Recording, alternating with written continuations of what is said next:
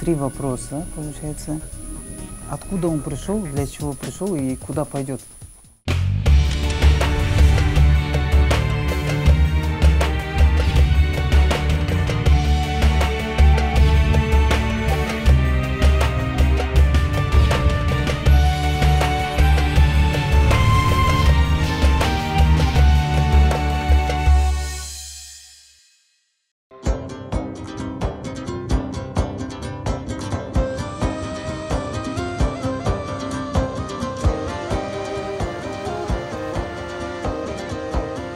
Di perjalanan Jazirah Islam kali ini, saya menjejakkan langkah di tanah para pengembara, Kazakhstan.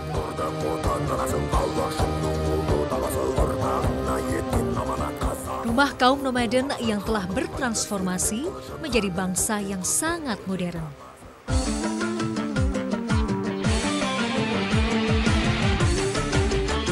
Negara terbesar ke-9 ini memang kurang akrab di telinga.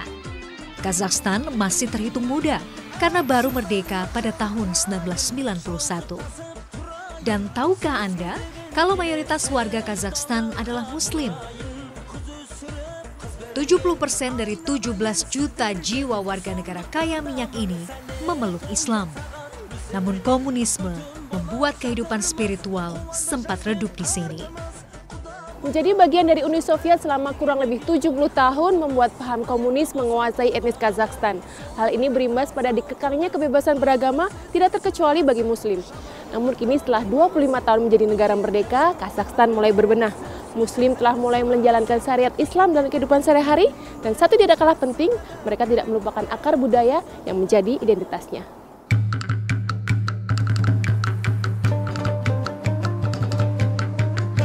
Alhamdulillah, kini Muslim Kazakhstan mulai tergugah untuk kembali ke jalan Allah.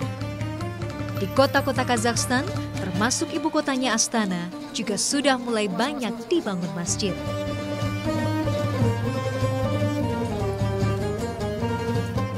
Di tengah dinginnya Astana hari ini, saya ingin merasakan kehangatan Islam menyentuh warga Kazakhstan.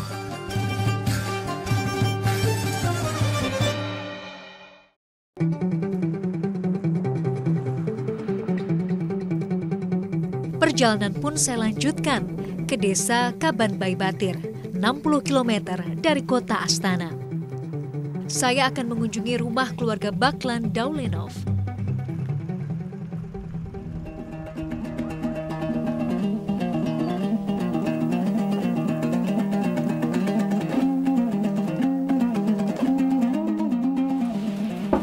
Assalamualaikum. Assalamualaikum. Waalaikumsalam. Kiki, nice to meet you. Senyum hangat tuan rumah menyambut kedatangan saya. Baklan dan istrinya Zulfia tinggal berdua di rumah ini. 4 anaknya sudah merantau ke kota, namun mereka sengaja pulang ke rumah untuk menyambut kedatangan saya. Sudah menjadi tradisi di Kazakhstan menerima tamu dengan duduk di atas karpet seperti ini.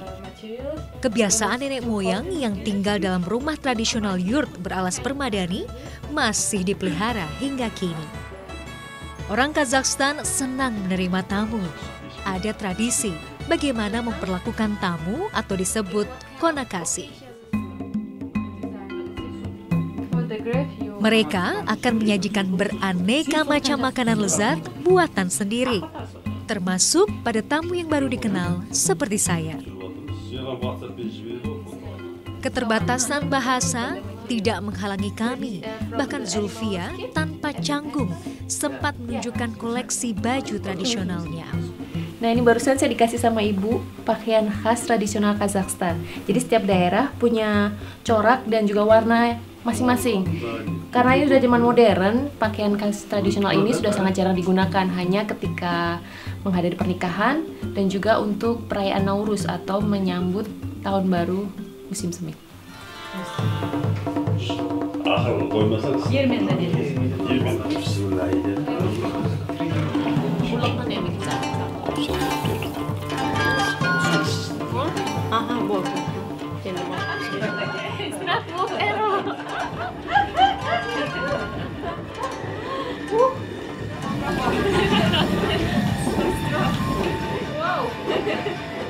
Zulfia pun mengajak saya untuk ikut mengolah makanan di dapur.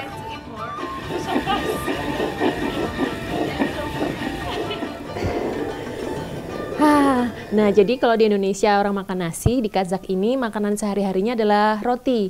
Dan di sini di keluarga ini mereka masih menggunakan alat tradisional ini namanya dirmen untuk mengolah gandum yang baru dipanen menjadi bubuk halus seperti ini.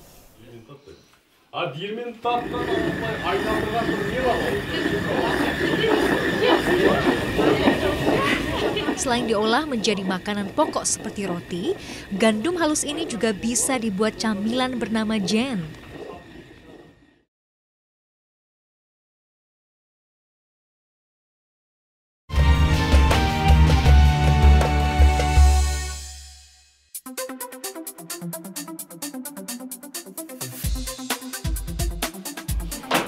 Jen merupakan makanan khas Kazakhstan Selatan. Bahan dan pembuatannya yang sederhana membuat jen cocok dijadikan kudapan, terutama saat musim dingin.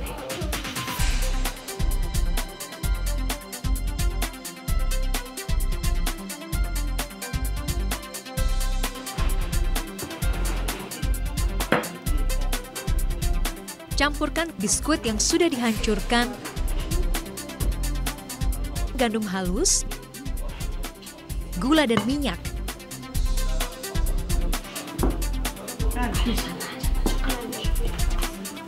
Terakhir, tinggal didinginkan.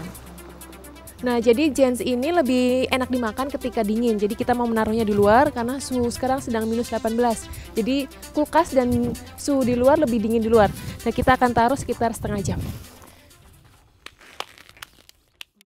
Bismillahirrahmanirrahim. Sulaiman, si anak sulung, adalah imam bagi keluarga. Pemasungan komunis membuat generasi kakek dan ayah Sulaiman tidak punya ruang untuk mengenal Islam.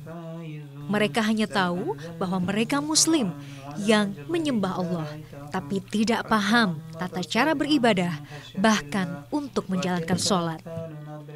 Sulaiman sendiri yang akhirnya tergugah untuk mencari tahu dan belajar lebih jauh tentang Islam. Ну, не прямо, как бы сказать, мучили, просто я хотел этот вопрос, получается, у меня было в голове, я хотел понять, для чего. Это все-таки как-никак мы про Аллаха-то знали. Как вчера я говорил, в принципе, каждый человек, наверное, задает вопрос себе. Три вопроса, получается. Откуда он пришел, для чего пришел и куда пойдет. То есть после смерти куда пойдет. И эти вопросы, три вопроса меня мучают. Alhamdulillah, kini asma Allah telah mengisi relung hati keluarga Sulaiman.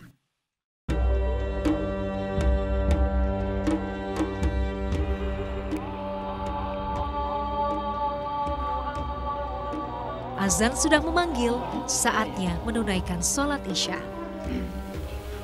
Allahu Akbar.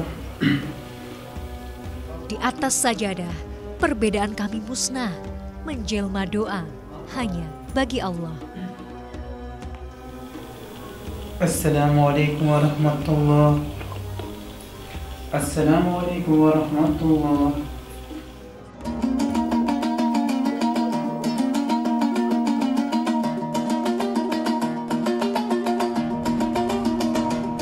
Seperti kebanyakan keluarga di pedesaan Kazakhstan, beternak menjadi mata pencaharian utama. Keluarga Sulaiman punya peternakan kuda.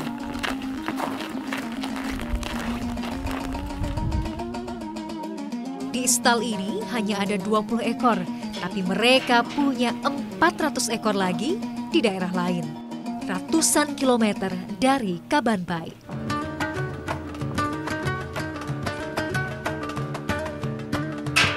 Selain daging, kuda-kuda peliharaan ini juga akan dimanfaatkan air susunya.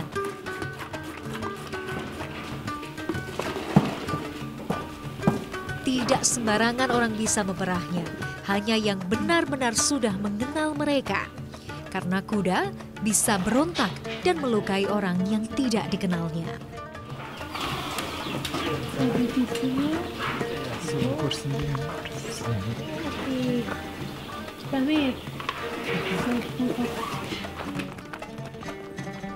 Hasil air susu kuda ini tidak langsung diminum, tapi akan difermentasi terlebih dahulu.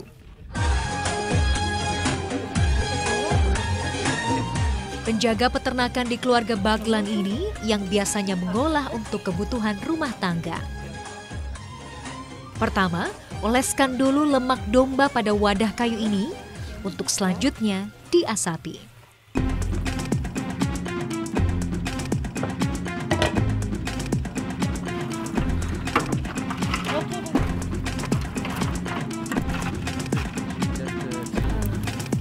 Nah, jadi untuk membuat susu kuda fermentasi atau bisa disebut dengan kemes ini harus memakai kayu spesial, nggak bisa sembarang kayu, yaitu dengan cobuge. Karena dia kalau dibakar punya aroma khas, jadi kemesnya akan punya rasa yang lebih istimewa.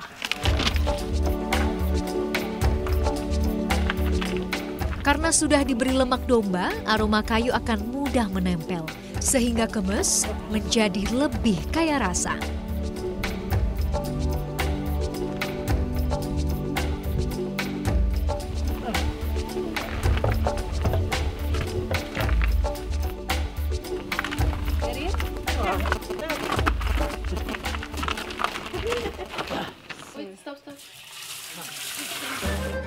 Setelah diasapi, susu kuda dimasukkan dalam wadah dan diberi bakteri.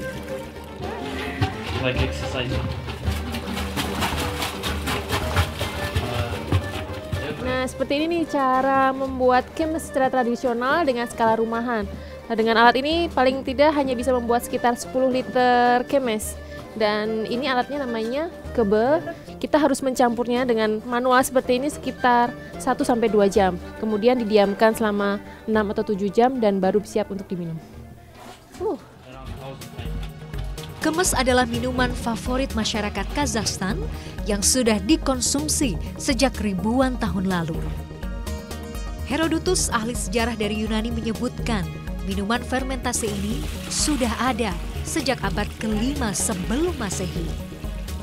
Kemes telah diminum oleh suku nomaden Saka, penghuni savana Eurasia. Wilayah padang rumput sangat luas yang kini mencakup negara Kazakhstan, Mongolia, Rumania, Ukraina, Rusia, dan Xinjiang di Tiongkok. Ini sebenarnya belum jadi, kemesnya masih harus menunggu 6-7 jam, tapi seperti ini sudah bisa dinikmati dan rasanya asam tapi belum seasam kalau sudah jadi. Dan kayu tadi yang dipakai, tubul gani tadi, baunya masih terasa dan di lidah juga masih kita bisa merasakan. Karena baru sekali ini merasakan, masih agak aneh karena asam banget. Kemes juga penting bagi kesehatan orang Kazakh. Ketika musim dingin panjang yang mencapai 6 bulan dan persediaan sayur serta buah menipis, bakteri probiotik di dalam kemes mampu menjaga pencernaan tetap sehat.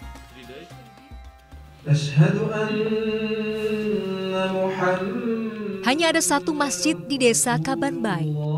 Bangunan ini sudah ada sejak Uni Soviet dan dulunya adalah toko onderdil mobil. Baru setelah merdeka, tempat ini diubah menjadi masjid dengan menambahkan kubah dan ornamen khas Kazakhstan pada bangunan. Tidak hanya kaum lanjut usia, generasi muda pun mulai memadati masjid ini.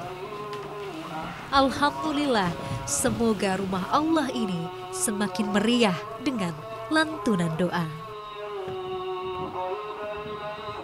Allah razı olsun.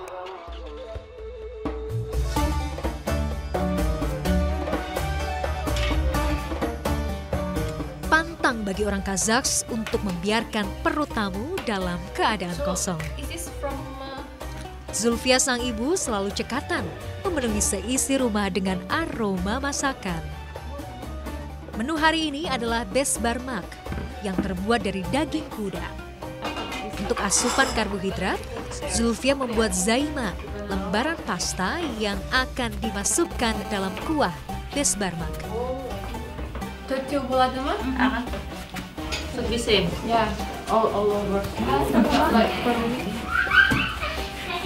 Nah, ini sekarang kita lagi bikin zaima, jadi roti yang sangat penting bagi perempuan Kazakhstan karena ketika mereka menikah atau mulai hidup baru, ketika mereka sudah bisa bikin zaima yang bagus, itu tandanya mereka akan jadi istri yang baik.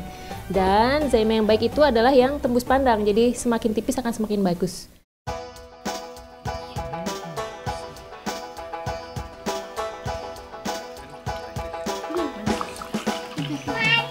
Makanan sehari-hari orang Kazakh tak lepas dari daging. Dan sajian spesial bagi tamu adalah daging kuda, karena dianggap paling lezat dan mahal. Dengan tamu mendapat jatah daging terbanyak. Kazakhstan adalah negara terbesar kedua di dunia yang memproduksi daging kuda setelah Tiongkok. Hampir 100.000 ton diproduksi setiap tahunnya. Nah, ini kali pertama saya mencicipi daging kuda. Rasanya lumayan juga, tidak berbau dan seratnya lebih halus dibandingkan daging sapi. Jadi daging kuda ini merupakan hidangan istimewa bagi warga Kazakhstan karena ini sudah menjadi tradisi turun-temurun. Karena dulunya mereka adalah warga nomaden yang hidup berpindah-pindah, mereka belum bisa bercocok tanam, jadi mereka hanya bisa berburu dan kuda adalah salah satu makanan istimewa bagi mereka. Danjem? Damdeh. Menjadi suku nomaden yang hidup berpindah, bangsa Kazakh selalu membawa kuda sebagai alat transportasi sekaligus pengangkut beban. Saat membutuhkan protein, mereka akan menyembelih kuda yang tersedia. Karena hidup berpindah itu pula, cara pengolahan besbermak sangat sederhana, hanya direbus dengan bumbu dasar.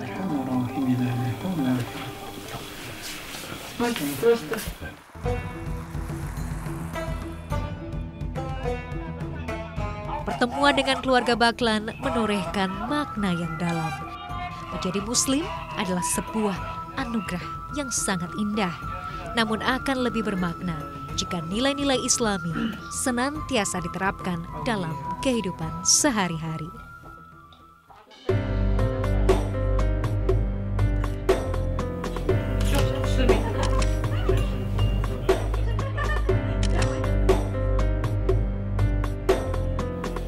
And everyone, I want to say thank you because you have allowed us to come here and stay here and enjoy your very delicious food. I'd like to say thank you, Mama Jasmine,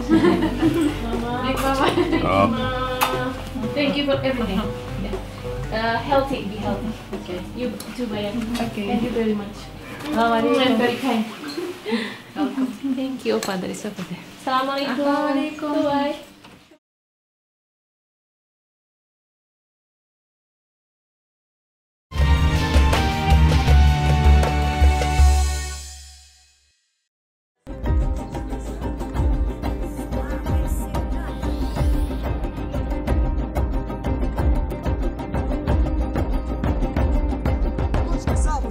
Hari ini semua warga di seluruh penjuru kota Kazakhstan bergembira untuk menyambut datangnya Nauruz atau perayaan tahun baru yang sudah menjadi tradisi sejak zaman nenek moyang. Nauruz ini juga sekaligus menjadi tanda awal musim semi, sebuah hari baru yang akan membawa kebahagiaan dan kesejahteraan bagi seluruh warga Kazakhstan.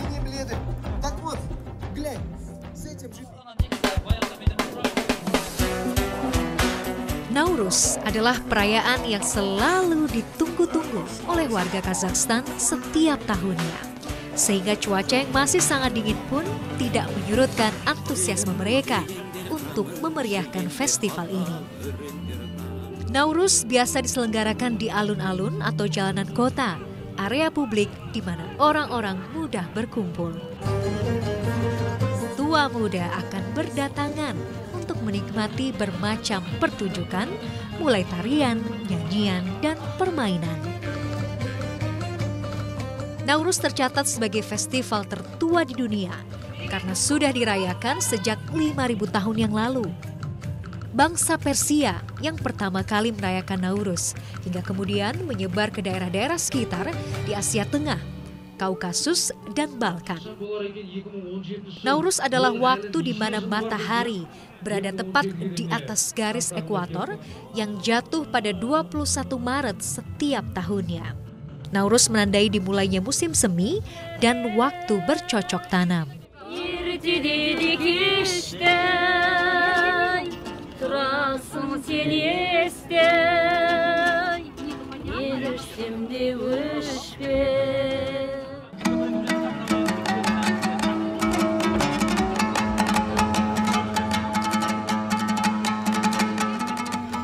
yang paling menarik dari perayaan Nowruz ini akan dibangun beberapa yurta atau rumah tradisional Kazakhstan. Siapa saja boleh masuk, boleh datang untuk menikmati berbagai makanan khas perayaan Nowruz. Dan yang paling istimewa ada juga musik tradisional yang dinyanyikan secara bersama-sama. Yurt telah menjadi identitas Kazakhstan. Konstruksinya yang bisa dibongkar pasang dan dibawa bepergian sangat penting bagi bangsa Kazaks yang berakar dari suku nomaden berpindah. Sehingga meski kini sudah sangat jarang digunakan, namun yurt selalu ada dalam aspek kehidupan warga Kazakhstan. Beragam sajian juga terhampar di dalam yurt. Namun satu yang tidak boleh absen adalah Nowruz Koze. Minuman yang terbuat dari 7 bahan, yakni air, daging, garam, susu, keju, gandum, dan beras. 7 bahan ini melambangkan 7 harapan, yaitu kebahagiaan, kesuksesan, kepintaran, kesehatan, kemakmuran, keselamatan, dan kebijaksanaan. Budaya yang kaya dan selalu dipelihara menambah semarak khazanah kehidupan Muslim di Kazakhstan. Semoga cahaya Islam kembali bersinar terang di tanah para pengembara ini. Dan saksikan terus Jazirah Islam yang akan berbagi kisah Muslim dari berbagai penjuru dunia.